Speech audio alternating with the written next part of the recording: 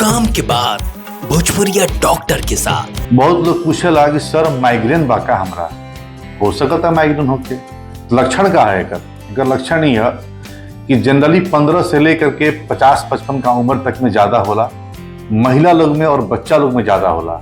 होखेला का ऐसा सर दर्द जो दवा खैला के बाद भी ठीक नहीं के हो, आधा कपार में हो रहल बा। ऐसा सर दर्द जो 4 घंटा 5 घंटा से लेकर के 4 दिन 3 दिन तक लगातार कंटिन्यू बा। ऐसा सर दर्द जो धूप में गईला पर होता, भूख लगला पर होता, फास्टिंग करता नहीं तो होता, कुछ ना कुछ ओकर कारण बनता तब हो रहल बा।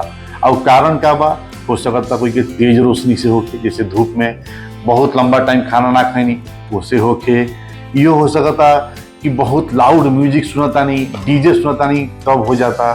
तब माइग्रेन जो बा अगर वो चाहे कि सीटी एमआरआई करा के आ जाए तो मेरी रिपोर्ट में कुछ ना आई, लेकिन माइग्रेन रुआ दिन के चर्या के रुआ काम के हानि पहुंचा सकता। तो एक उपाय ये बा कि जौन चीज रुआ तंग करता ओकरा के दूर करी, म्यूजिक से, लाउड म्यूजिक से दूर रही, धूप में ना जाई, जौन भी कारण बनता उससे दूर रही। लेकिन अगर समस्या बन रहा लगातार तो डॉक्टर से जरूर मिली, एक उपाय बा।